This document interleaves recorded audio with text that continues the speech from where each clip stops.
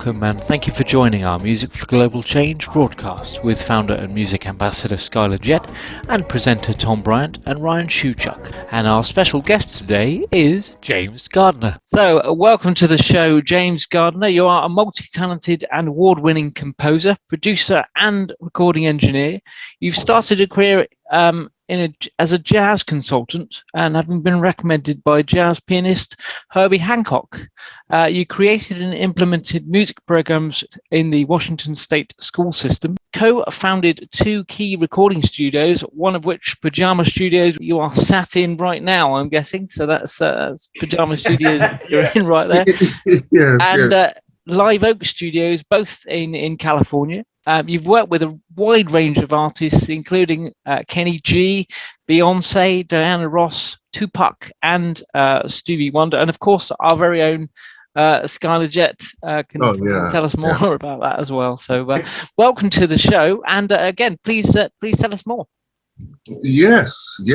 So, Pajama Studios, obviously, it's your own. One of the two studios that you had there in California. I've sung at that studio many times. Yeah. Wow, man. Oh my God, Skyler, it's so good to see you. How you doing? Oh, it's wonderful, brother. We keep connecting. Oh yeah. You were funny, at the Madhavi Wine Festival, how you threw that, sneaked that on me and said, hey, James, you got to go to this. It was a Kenny G concert, right? Yeah. I had no idea what Skyler had in store. It was crazy. It's really beautiful. You hadn't seen your friend in many years, and I was blessed to facilitate. You know what I mean? Oh yeah. And you had just done that song with Robert Damper. Yeah. That great ballad. Yeah, man. We did a couple of them. Yeah. One of them Genevieve sang on. She's a big Disney star. She did. Oh yeah. Now that was for the George Mark House. Probably a really hard question to answer, perhaps. But who's been a standout artist that you've loved working with that you've brought into the studio there? Beyonce, Tupac, Master P. Okay. Skyler Jett. Gotta mention Skyler, of course. Thank you. Yeah. It's been so many years that, to be honest with you, each time I finish a project, I don't keep track so much of the names. I mean, because we all become friends. So it's like all these friends, are the artists. We work together, and when the session's over, we hug and kiss goodbye. And now the next project, the next song, and you got to start all over again. Man. Every day is a new movie. Every day is a new movie. Skyler Jett at Live Oak, he's the one who brought me all the singers that became my background singers that later became the singers for In Vogue. Skyler, because I was doing my production company, and he'd say, what do you need, James? So I said, I need some background singers. So he brought Nikita Germain, Maxine, Cindy, and they were all doing all my backgrounds on all these songs that I was doing. Out of that, because of Skyler, I was actually able to get a record deal with Motown on Nikita Germain. So then those background singers, became In Vogue. I mean, basically, and that was because of Skyler Jett. I mean, he was in the mix that was stirring it up all the time. I mean, all the time. That's what I do. Yeah. The Live Oak was beautiful studios on top of this, at this house, and that house was amazing on the corner there. And then just to see it must have been a trip for all your neighbors to see all these people turning into stars. It was crazy. I was lucky to have very good neighbors, and whenever there was a problem, I would actually drop a bottle of nice red wine on the front porch and thank them, for allowing all this. Because these sessions would go on very late at night. Oh yeah. And like the En Vogue singers would be in the backyard singing all day and practicing, and this be going on every day. I mean, and then, Michael Cooper of Confunction, and I mean, the talent pool is just enormous. I mean, it's just the foundation. And then you created Pajama. Yeah. James, how did you come up? This is the part that I wanted to ask. How did you come up? It sounds so comfy. How did you come up with Pajama Studios? And then when you told people, as we're calling it Pajama Studio, it sounds like a kid and play movie. Well, see, the thing was that studios always had these tech names. Okay. Right. And I was, like Live Oak, there was a live oak tree in the backyard. So I said, oh, Live Oak. So let's make it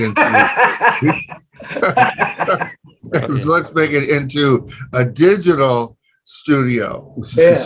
So one of my artists that I was developing was Paula Thielander, who came through a studio owner by the name of Blind Joe. Yeah. He recommended Paula. So Paula came in and auditioned. So she was doing some Janet Jackson stuff like that, and I've been thinking about wanting to do a studio in a strictly a commercial environment.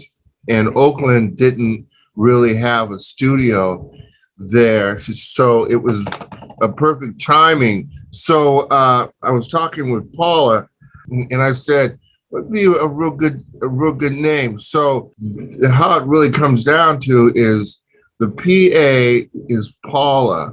Okay. The JA is me. Okay. And the M. Then the A again at the end of Paula.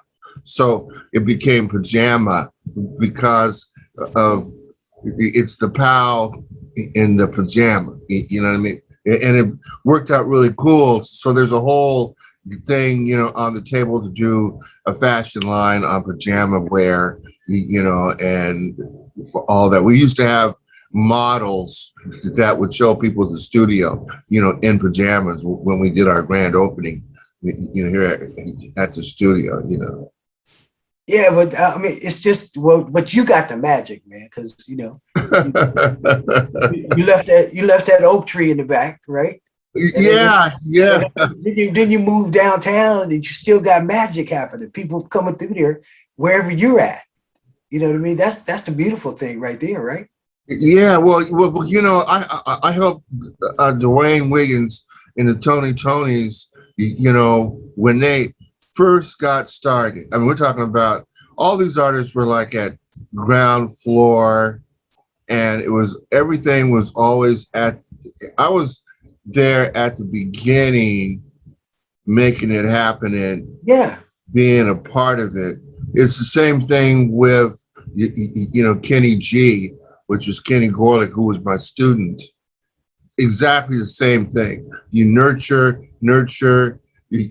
and discussions, but work, practice.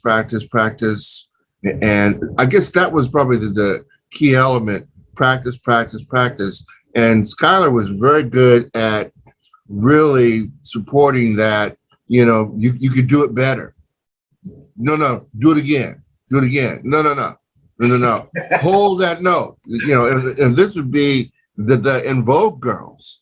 I mean, he was actually coaching and training them, to get that projection and that sound and stuff, So him and I were working together, was a perfect team, doing that. And a good friend of Skyler's that Skyler probably that hooked Skyler and I together was Shelley Tatum's, a concert promoter. He said, I've got a perfect guy that you guys are going together really, really well. Incredible singer. His name is Skyler Jett. So Skyler shows up, all fancified and stuff. And, Sanctified Dad. and the rest was history. Oh man, no, we just got many years of developing others as well. But man, that was really a beautiful thing for me to call you because I knew Kenny G was coming in town. Right. But I didn't know if you was going to be busy because your studio is busy all the time. So I just reached out and I said, man, you want to go see your old friend that you ain't seen in years? Yeah, I know. Yeah. And we're not going to tell him, right? We're just going to surprise him.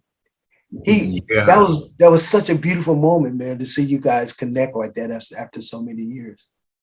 Well, it's one of those rare opportunities that two people, working, me being a teacher, composer, and I find this brilliantly talented student that played clarinet and had a particular attitude that you just knew that you worked with him, that something was going to happen. Wow. And the number one thing with Kenny was that what I told him, just never say you can't do it. That's right.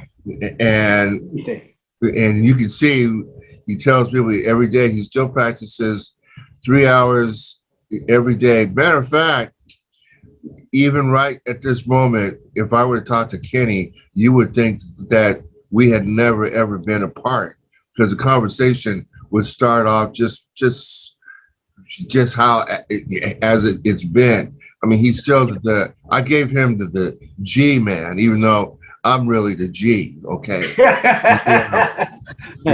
Clip that one, Tom. That's for YouTube. Absolutely. Yep. Yes. So we have an ongoing thing in doing that. So the last thing that Kenny did was really phenomenal. I didn't expect it. He has one of his producers call me up, and they're about to do a documentary on him. And they found me, because I really wasn't searching. I'm kind of an underground person. And they're going like, we need to interview you about Kenny, because all he does is talk about you. And he's doing a documentary, for HBO Max. Yeah, okay. I said, really? I said, okay, sure. So I started talking, and we started talking for like 3 hours on the phone about Kenny, and that whole, experience. I mean, this is the high school thing, writing all his solos out, writing all of his exercises, where he got his horn from. Yeah. He didn't even know how all that happened. So that's like the first day that he was in front of a big audience and got a standing ovation. First time he ever circled and breathed in front of people that we had basically talked about and developed, and he practiced and did it. I mean, so yeah. So he's doing a big concert in Seattle, at the Opera House. So I had a fusion group, 17-piece, almost just like, Chick Corea, incredible players, always incredible players. So I was like the young Quincy Jones, because I do a lot of big bands, right? So that's where a lot of all that stuff came from. So Kenny takes a solo, and I stopped the band, and he does a cadenza. I thought he was going to play some notes. He holds a note for 10 minutes.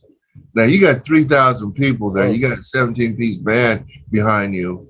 And what person, a kid, 17, is going to just stop everybody and hold a damn note for 10 minutes of audience time is ridiculous. I mean, he had balls just to do that.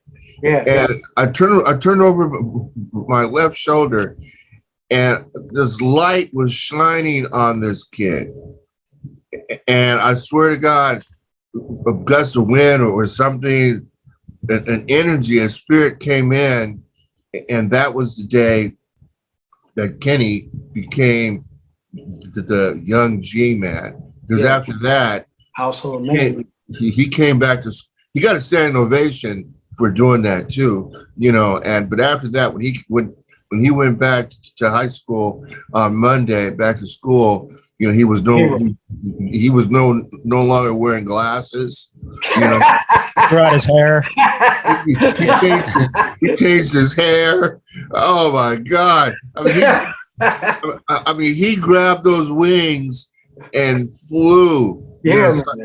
So I got him the gig for Barry White because I was musical director for Paramount Northwest, you know, theater in Seattle that booked all of the major concerts in Seattle. So Barry White, Martha Reed and Vandellas, Stevie Wonder, all of those acts, you know, I was in either in those bands playing trombone or I was the contractor hiring like the orchestra.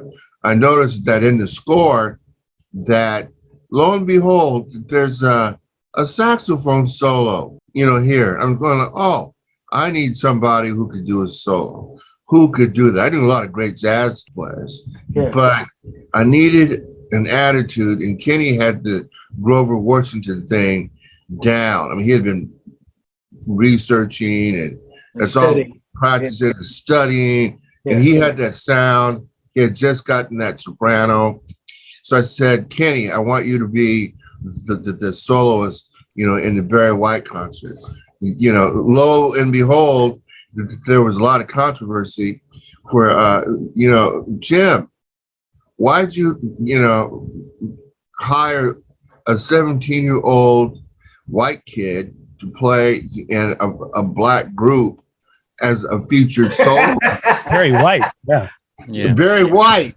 Are you crazy? Yeah. What are you doing? Yeah. So years later, the owners of Paramount dropped by Pajama Studios and they tell everybody, now this is the guy that we almost fired for hiring a 17-year-old kid, you know, to be a featured soloist at a big concert with Barry White. And lo and behold, his decision was right because that young kid became Kenny G, the biggest selling recording artist of all time, music instrumentally. Yeah, and I currently have a song where he's performing on it. Well, I have 2 songs he performed on. Yeah, and I toured with him in 1989. Right? I remember that. I remember that. No. I mean, he's just beyond words as far as the talent go. But I was so blessed because when Robert played him Feel So Good, he goes, send that to me. He said, send that to me. I'm going to play on it. I basically wrote this. I wrote 60% of the song. Wait a minute. You mean I got the #1 saxophone player out there playing on my song, right? That's pretty big. That's pretty big. He played on my song for free. I said, God bless him. But he said, I love the song. Send it to me. And Robert sent it to him and he played on it, man. It's just like, I still have people now going, how come that song is not out? You know what I mean? Robert's got to put that song out. He just ain't got no time. He toured all the time, you know? Right. But that song really is out though. I mean, you know, the right people that needed to hear it.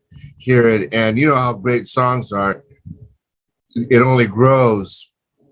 And eventually that song, particularly the way, you know, the war is going on over there and all that stuff is definitely going to be coming out. So it's incredible. No. I do believe, I mean, so how do you get a song with Kenny G on it and his fans has never heard it? Yeah. You know, just his fans alone. Well, yeah. Now Kenny, to be honest with you, he just doesn't play on anybody's stuff. Matter of fact, Clive Davis was a stickler about what he should and shouldn't and couldn't play on someone else's music. Right. You know, I think he played on Smokey Robinson, but then there came a time when Clive said, no, we can't have you exposed like that. That they had a complete image of what he should be doing. I mean, they nurtured and created a superstar like no other. I mean, it's like a movie. Kenny G is a movie. I mean, his whole career is a movie, but he's still Kenny, and he's very upfront about what he's not going to do, what he can do, and he's be honest with you, you know, he's a mathematical genius. I mean, really he's an accountant too, right? Yeah, one of the things that most people don't know, check this out. When he'd come to the band room at Franklin High School where I was teaching, before his dad would let him get out of the car, he would run off a whole series of numbers. And Kenny had to, in the top of his head, calculate what the total was, you know, of it exactly to the dot. Yeah. And Kenny, in his mind, would do these numbers, you know, in his head, you know, and always nail it. That's reason why. Yeah. That's reason why when he practices, he's so meticulous. Yeah. So I tell all students of mine, I said, you know, the thing is, you really have to practice. Wynton Marsalis, trumpet player, right? Everyone tells you, you want to make it, you just got to practice because there's always room for somebody else, you know, to be the next artist. Mariah Carey, practice, practice, practice. Whitney Houston, practice, practice. Beyonce, practice, practice. Everyone that I know had one thing in common, the work ethic. And it's like the Golden State Warriors just won the, you know, championship. And Steph Curry, for example, is like Kenny G is like Steph Curry or vice versa, right? But the same work ethic. And you know, and a lot of artists just think that it just happens, but it really doesn't. It's like these artists started years ago, and you're just now getting to know them, you know, because it took 15 years, you know, for them to make it. I mean, it's like getting a doctor's degree. You know, Skyler's got 3 doctor's degrees. Dr. Jett. I mean, you know, and but it all became because of the practicing.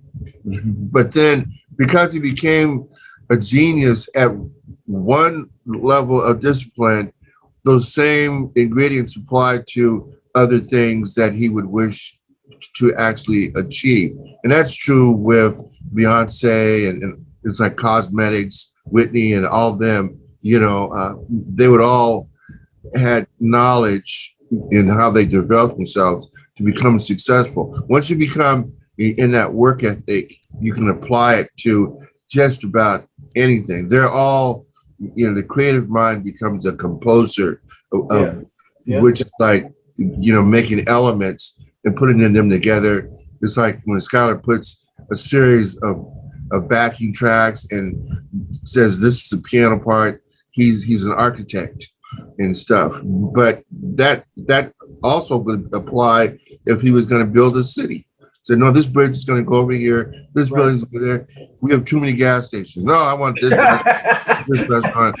No, too many singers over in this place. You know, and it all applies itself directly, you know, to that. But Scott, I got to tell you, you know, the one thing is that these things, you never know when these things are going to happen. And because I get a lot of questions, you know, am I going to make it? People give up and stuff. And the ones that give up should have never been there because the ones that stayed made it, you know. And it's like my dad said a long time ago before he died, the best way to make God laugh is to tell him your plan. Profound, that is. Have that sink in. And it's just like Herbie Hancock thing. Imagine I write a chart, you know, a song for his sextet, and he's visiting Seattle playing 4-night gig, and I write a chart for them. I didn't know Herbie. I got the guts. I was like 21 or 22. I got the guts to actually physically call him because he was like my big idol, Herbie. Jesus, Yeah. Damn, right? And I called him. I got his number through a friend. I don't even know how I did that. And Herbie picks up his phone. This is a Sunday morning. I don't even know why he was up so early. But he picks up the phone. I tell him who I am and said, wonderful. I said, well, I wrote a chart, for your band. I was wondering if there's any way I can get it. He said, come on down right now. Yeah. I said, really? Yeah. So I get in my car, drive down there. It was right downtown, Seattle. And I knock on the door, and there is Herbie Hancock. There you freeze up like, whoa. I can't believe it. Yeah. It's like, Herbie, Jesus. He puts his hand on my shoulder, walks me into the room, and it's all these guys and a couple ladies all in suits and ties. And he says out loud, the person that you want to be composer in residence for the state and the city is young Jim Gardiner here. What? He gave you a break? Yeah, he Wow. said that the person that should be the composer in residence should be Jim Gardiner. Apparently they wanted Herbie to become composer in residence at the University of Washington. Okay. Right? So he said, no, the person that should be doing this is this young composer here. Now, what's funny about all that, not so funny, but Herbie hadn't heard anything I'd ever done. You're just hoping. I mean, wow, that's some kind of accolade. Yeah, You can only hope for those kind of recommendations. Yeah. He hadn't ever That's heard, amazing. he hadn't heard anything that I did. And to this day, he doesn't realize that when he put his hand on my shoulder, I put my hand on Kenny G's shoulder. Mm. Without Herbie, there would be no Kenny. How about that? And without That's me cool. being composer in residence, there wouldn't be a whole lot of musicians and attorneys and lawyers and all these other, folks, in Seattle, but it just goes to show you just never know. You have to practice. But because of that, I was able to do 2 original compositions for the Seattle Symphony Orchestra, and it toured the state. I was composer in residence for the state of Washington for just about 10 years. So Yeah. I would go to every school, just about most of all the schools within the state. And some places would be as simple as, we have a kindergarten class, we don't know what to do with them, and maybe music might help. So, so the teacher I see a book, and it says Dr. Seuss, and it says green eggs and ham. Yeah. I'm going like, green eggs and ham. I never heard of such a thing. So I'm reading the book. So I come back and I score out, a melody that the kids could sing Dr. Seuss as a melody to his words. Wow. So then they got even more involved in reading and all that. What's funny is that I do these things, and I never thought about entrepreneurially of making that into a series of children's books, into musical score that they sing. You made the whole Dr. Seuss soundtrack. The teacher I had, my mentor, was Bonya Shore, who was the foremost authority of Hebrew hymn music, in the world. And he was composer at the temple in Seattle. He escaped to Auschwitz. The only student, and this is a true story, the only student that he accepted was me.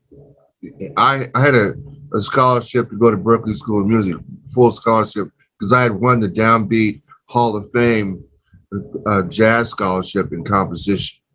So rather than go to there, a friend said, "Oh, there's this composer, from Russia that's here." Now Russia, meaning that, they come from the same family and linkage as Stravinsky, Tchaikovsky, and it's a way of teaching music.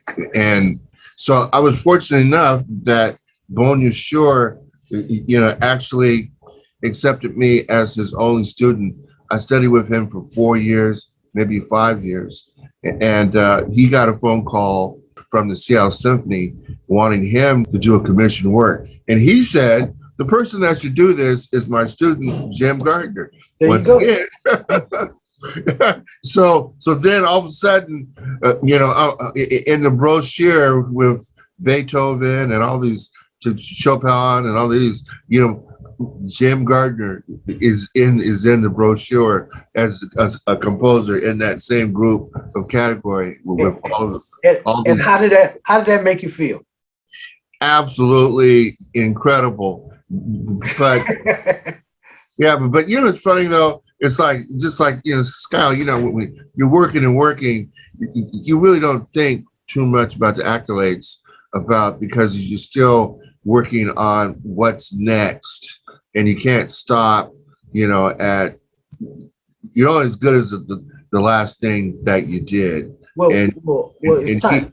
It's time for a documentary on you, man. Yeah, and each time you write something, even though you've done it and you've won awards for it, each time you write it, you're stretching the envelope harmonically, rhythmically, and all the stuff. And you're very nervous when you pass it out. What is this going to sound like? And you've done it 1,000 times. It's like, what is this going to sound like? It's like even like in the studio, you have an idea of the background singers. Now, what is this going to sound like? Oh, let's throw in this ninth, or 11th, in the backgrounds, not just, like major thirds or minor thirds, background stacked. Let's go. You got to color it in, man. You got to color in, right? Yeah. Now, Skyler was a genius at putting that color in, so we got along really hella well because when the way that stuff would sound so beautiful, it was like, it's just magic, when you hear the voices do that. Nowadays, you hear that when Quincy Jones does his stuff with his background singers and Patty Austin, James Ingram, and all that, they'll do more complicated harmonics. Stevie Wonder does too, and it takes some skills to sing minor seconds against, the other singer singing a note right next to you, and usually they go, that's not going to work until they hear it. And then they're like, are you kidding? Yeah. Whoa, it's magic. And if you just trust, right? Because I got that so many times. Man, that's not going to work. I said, hold on, wait till I finish, man. Just come on. Hey, you know what was really cool is Tom sings barbershop. They got some really cool, intricate harmonies. Okay, yeah, oh yeah, for sure. He does the barbershop, man, and done it for 32 years now. So wow, man and boy, quite literally. So yeah, man. I love the harmonies there. All of it. But well, Jim, you know what? I'm never going to forget when you came up to George Markhouse and you saw Kennedy for the first time after those years. And I was really blown away when he gave away so many tickets to the nurses and the help, you know what I mean, to come to the show the next night. And so he gave us Eric Daniels. That's right. Eric was there. Yeah. And so the three of us, you and I and Eric. Yeah. Eric's Michael Jackson's cousin. We sitting way up in the nosebleeds. And I'm trying to figure out, all them people he gave tickets to, they down front. why you give us the nosebleeds, right? You know what I mean? So we're sitting there way up. Do you remember? You remember that, right? So oh yeah, I definitely remember that. You know what my favorite part was. So we're looking at the stage, and there's one pin light on this saxophone, and then you see another saxophone to the side. Right. I'm just showing you what Eric and I saw sitting in the middle. You know, you sitting in the middle. We on each side of you. Right. And so they got that light on that saxophone down there, and you look at me and Eric, and you go, "That's not his saxophone." And I go, well, I mean, I'm thinking to myself, why would they have the light on that saxophone? You know what I mean? And you see you see that other saxophone over there on the side? That's Kenny's. And I go, how do you know that? He goes, you say, because I gave it to him. Do you remember that? Yeah, I remember that. Yeah, it's that sax is anointed. You know, for people who are listening, these are unbelievable things. There was a jazz musician by the name of Omar Brown. That's right. That played in my professional band. He was from Detroit, genius composer, and he would be like Wayne Shorter, even look like. Well, he got his saxophone from Paris. It was one of a kind, you know, and so the metal of how they did that then, you know, was nothing like all the new stuff. They don't even do it right now, you know, and so it had as a color, a tone. It's like making a violin by, you know, the lacquer, the types of things, the types of woods. You can't even get that kind of wood. In this case, you couldn't put that metal and stuff like that together. So Omar had gotten this soprano in Paris when he was on tour, and it was in a funky rubber green case.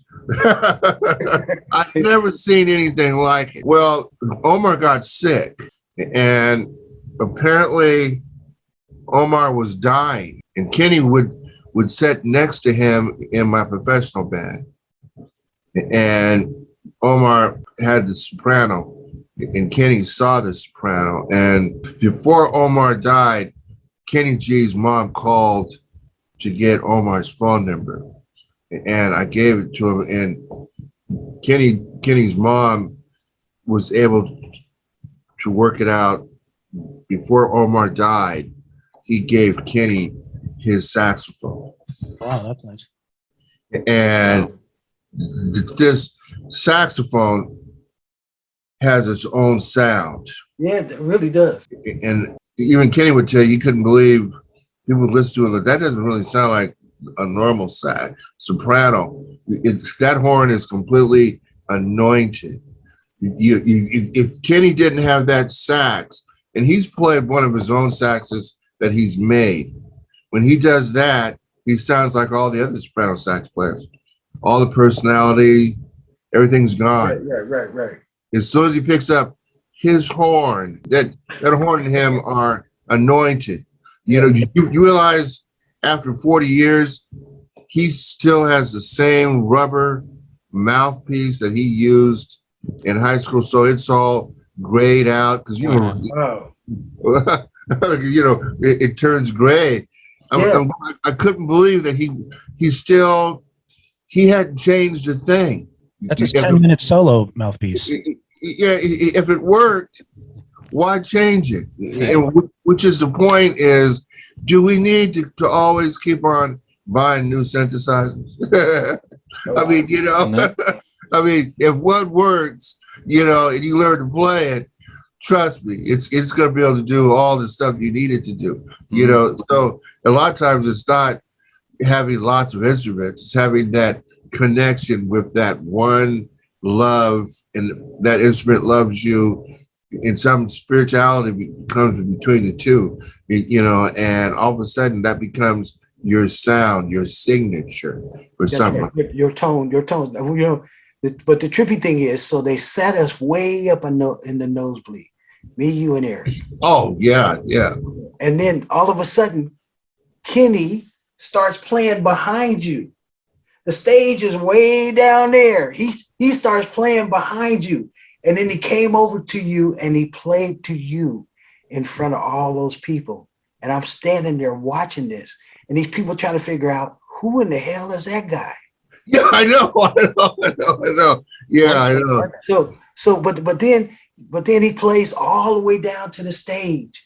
And he gets up on the stage. And then he plays about 2 songs.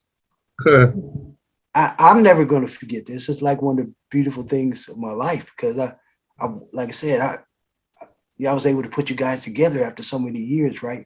But That was when he got down to the stage and he played 2 songs, and then he stopped the show, and he told the light man, he said, "Put the light up there. Put the light. See, they had you stand up, and you black." Yeah. And they still kept missing you because they can't. Yeah. All the folks couldn't believe that. No. They looking at all the white people, looking at it all the way. Yeah, he's a no up there. It was really funny. And they put the light on you, and it blew people's mind when he said, "I wouldn't be on this stage if it wasn't for him."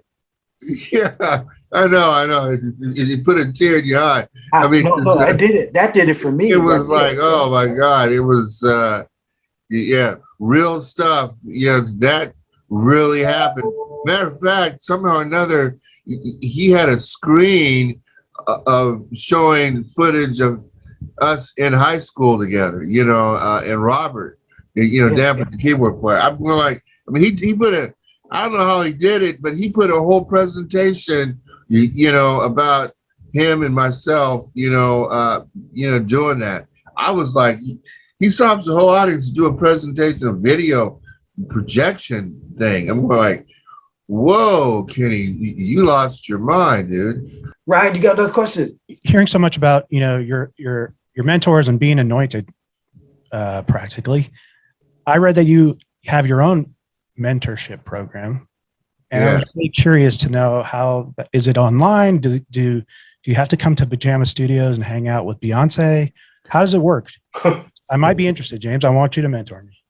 Well, 99% of the time, it's word of mouth.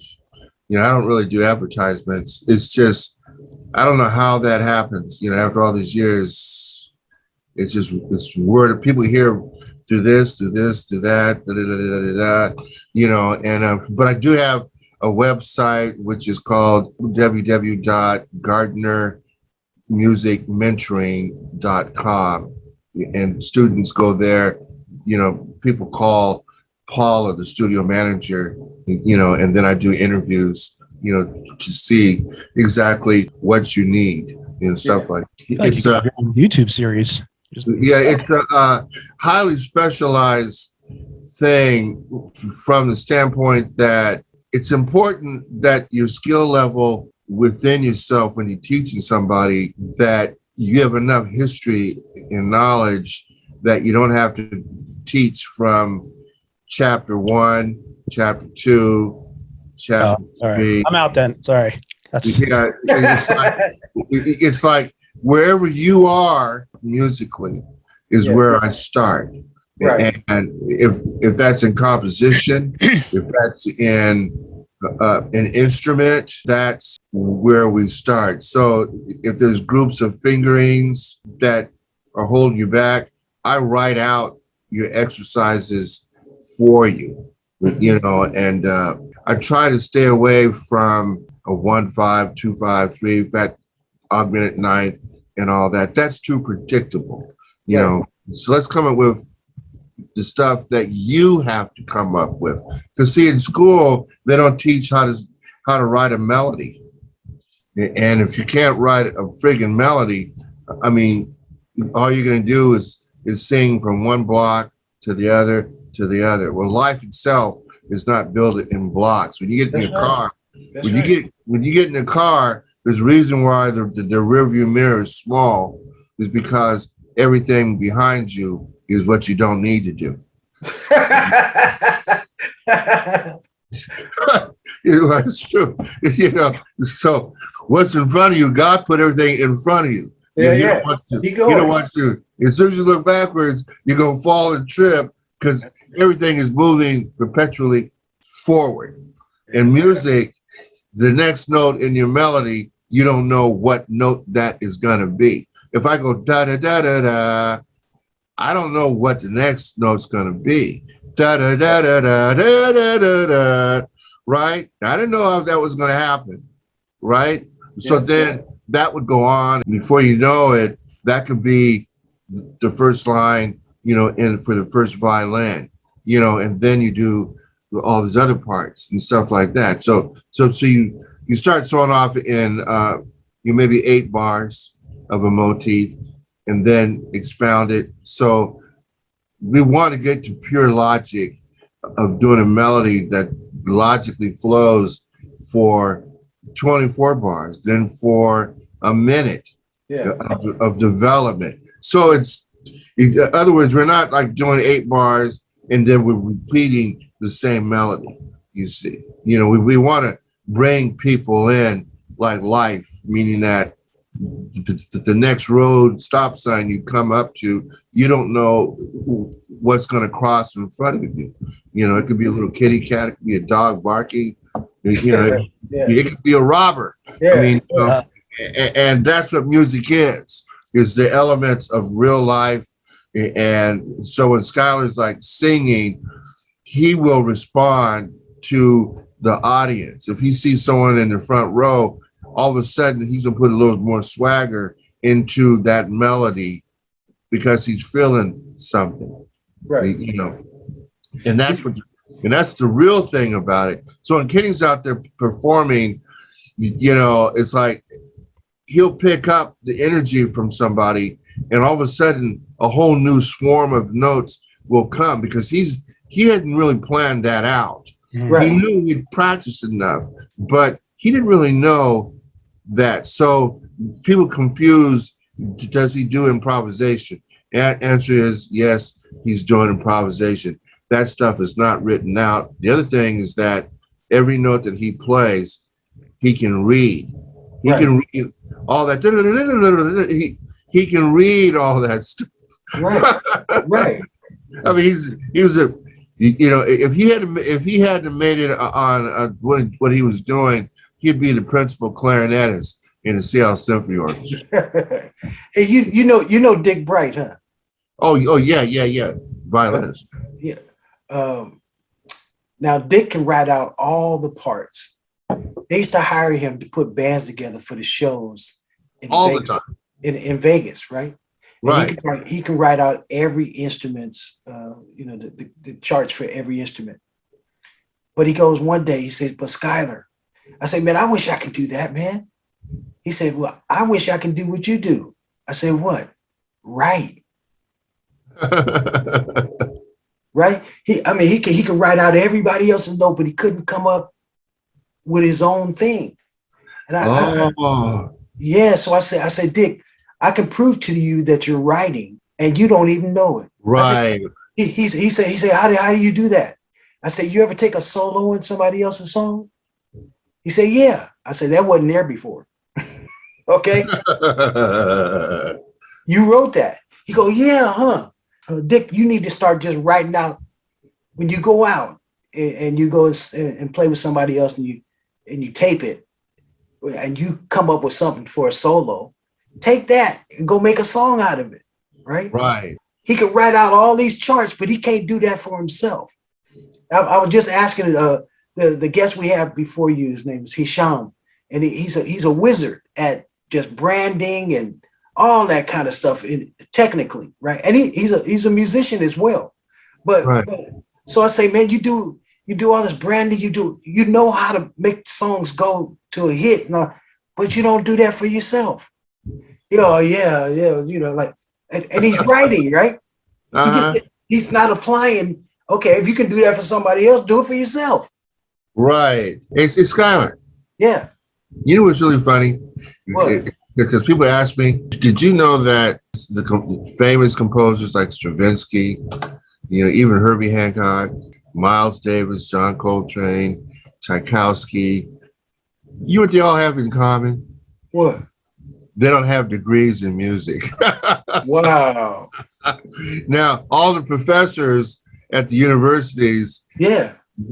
get degrees and talk about what they think Miles Davis was going to do, and they got a doctor's degree, and doing it, but they can't play Miles. Wow. And they can't play Coltrane, and they're still trying to learn Stravinsky and trying to learn Tchaikovsky, Debussy, Ravel. That's because these, the greats were all mentored by other masters. Right. It's like being a farmer. You passed your seeds of how to make these grapes grow to make the greatest vineyards from your great grandfather. Right. And that gave you your tone, your taste, Yeah. and all that. Music is exactly like that. It's passed on, that knowledge, about how to think, how to react, and most of it is not so much about notes. It's about life itself and the movement in the planet, that creates these vibrations and rhythmics that we put into notes and things, but none of the stuff that we do exists, and we're fortunate that God has touched us as musicians to be an extension of his creativity. That's right. To create things. These things they just don't exist, until Skyler starts writing it and starts singing it. And the other thing about it is that, unlike money and a bunch of other things, these things last with you even into the next generations. Long after we're gone. Once you record a song, it's here forever. It is here forever. It's just like the documentary that Kenny G, listening to Kenny G, is here forever. Yeah. Tom, we got another question before we go?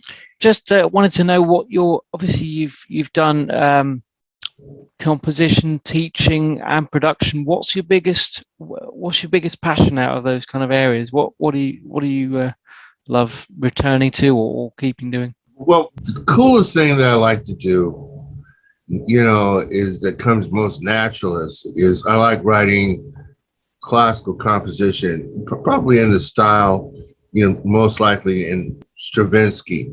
For a while, I was called Jimmy Stravinsky, Wow.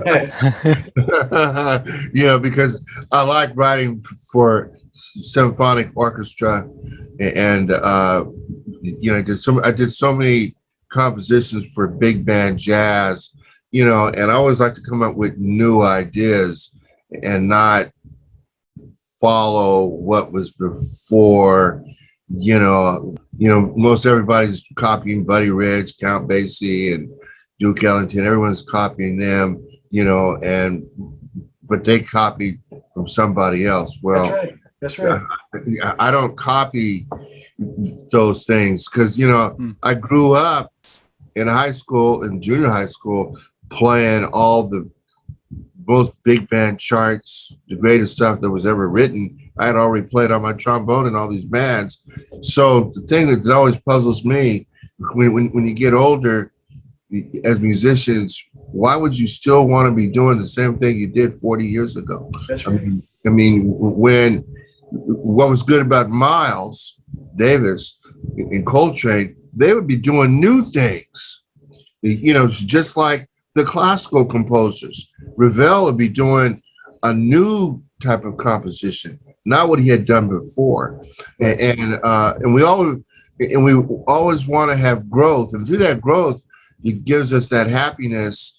And for some reason, as long as you're growing, God keeps on blessing you with more ways and better ways of creating and visualizing with color your harmonics, from color into notes into rhythms and stuff, because like I said, it doesn't exist exactly, and you can't teach that And a lot of times, number one thing is that melodies are not being taught.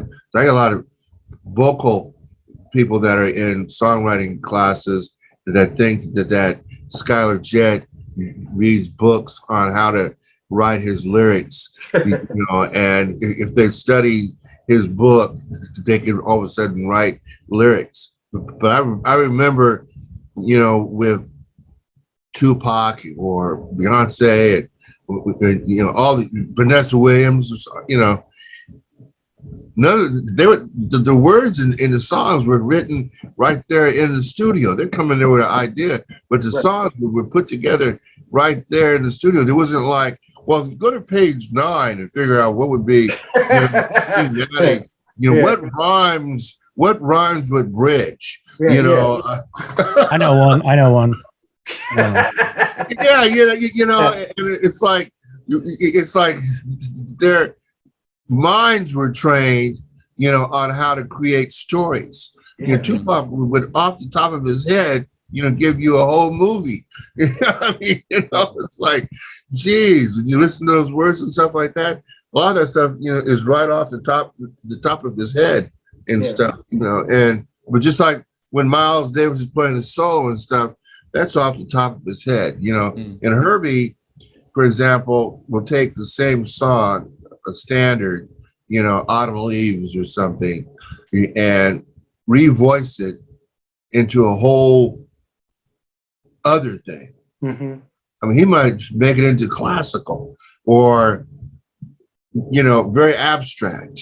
I mean, that's how genius he is, because he's free. He freed himself up from, these have to be a 1 chord, a 2 chord, everything is built off of scales. Yeah. So in any of these scales and things, can be intertwined, with other scales, and they can all be altered at any time. When you do big band writing, for example, can you imagine how many chords are in? Each one of those notes has a chord. I mean, it's an ensemble, so you can't get away with just doing block chords, block. It's going to sound hella square. I mean, it's going to be like, and the faster the music, the players just can't play in thirds, or something like that. Everybody wants to play in a linearly kind of way, stuff like that. So that's where, you learn players play better when they have a melody, right? To play.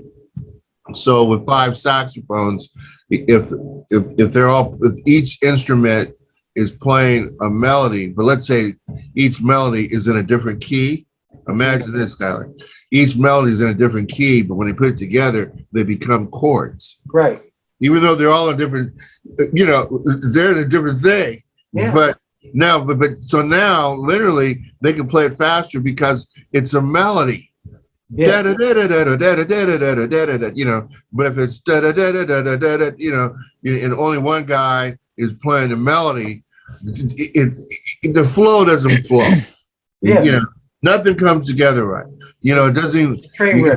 It's stagnant. It's just like the backgrounds. Skyler's real good at creating melodies, that flow against the lead singer and stuff. Compliment. Now, I got to ask you this. So yeah. Now I've had Tom. What was this? Is this our 53rd show or something like that? Something like that. Yeah, 50, okay. 53, 54, something like that. So I created Music for Global Change as a way to connect each other across the world and collaborate as writing partners. And we produce artists out of that, and would like to start producing more radio shows from that and more TV shows like that. So because I'm trying to create this genre for this medium that we have, and it's already been there. You mentioned some about things that we have too much of, right? And then when I look at, I went to Google and I pulled up love songs and it said 5 billion, 5 billion. And I'm thinking to myself, do we need another love song, right? From Beyonce, yes. and then there's 192 million social conscious songs that's been written, but it's never had a platform. Right. If you got 192 people to these kind of songs written, somebody has to like it and they try it. So whenever an artist or I invite somebody on the show, I ask them to compare how many social conscious songs they've written as compared to love songs over their career. Do you know what I'm saying? And usually it's about 2 or 3, maybe 4 or 5, because there's no industry for it. And that's what we're creating with the industry for it now. But we have to get more people to write social conscious songs, right? And my question to you is, how many of them have you wrote? And which one of them, if you had a chance to put it out, which one would that be? Well, I have this really cool song. It's out and it's called "I'm a Man First." Okay. And it's a rap. It's a rap song, but the singing hook is like Bono of YouTube was singing. At the end of the song, there's a guitar solo that is like a Santana thing. Okay. But it's about a black or minority, being targeted. Like he goes into a liquor store and they just assume that he's going to rob it and steal and stuff, and but it's a really good song. I just did a song, for the victims in the war over there, and it's called "Standing in the Rain." Okay. Which is a situation where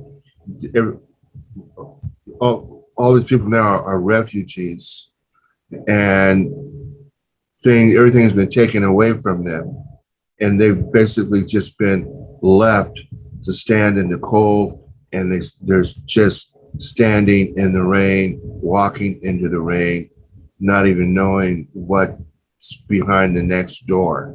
So it's called "Standing in the Rain." So yeah, I've done a few of social conscious songs, for sure. The style that we're looking for is the positive music social conscious songs. Yeah, both of these are very, very positive, very positive. Okay. Because the message, when you hear the girl singing and "Standing in the Rain" it's like Mariah Carey or somebody, or Leona Lewis singing a beautiful lead vocalist. When you hear the rap lyrics, of the frustration and being gunned down by the police officers, and in the end, in the end, as he's dying, he says, "Be sure and tell my son that I was a man first." Yeah, I mean, man, what a statement. Yeah, it was some pretty deep stuff, That's deep stuff, man. But okay, so Jim, I mean, you still got you guys got tracks and tracks and tracks, man. Because you write all the time. I remember I used to come to your house and. Oh yeah. You just. Matter of fact, you and I have a couple great tracks that are on 2-inch tapes that I got to pull out the vaults. Wait a minute, hold on. You always talking about, I got to get that out. Yeah. It's been 25 years. I got to go look for it. I got, come on, man. And what's funny is that the En Vogue singers were doing all the backgrounds. Yeah. Wow. So we'll see if you can find it. And then, what was that tune we wrote? There's one song it's on 24 track. "Open Your Eyes." Oh yeah, well that's the song that I'm talking about. Open door. That song's like a movie, man. See if you can find that. Jim, Oh yeah. I love you, brother. I love you, too. and thank you for taking the time to come on to our show. You're today, wonderful. man. Yeah. Congratulations and much luck. You know, proud of you, Skyler. Thank you, brother. I'm only trying. Yeah. Okay. Thanks for joining us. We can use your endorsement if we, tell Oh, yeah. tell somebody about Music for Global Change. If you got some amazing artists out there that's doing a social conscious song, we like to know. You can look on YouTube and Standing in the Rain is there. Okay, you got one. It's I called love you, Standing brother. in the Rain. Namaste, namaste. Okay, you guys take care. Music can save the world. Music can save the world. If we all get together, music can save the world. Yeah. Music can save the world. Music can save the world. If we all come together, music can save the world. There's an urgency facing our humanity. Thank you so much for watching. To stay up to date, please click subscribe and hit the bell. You can also join our group on Facebook and find us on LinkedIn and Instagram.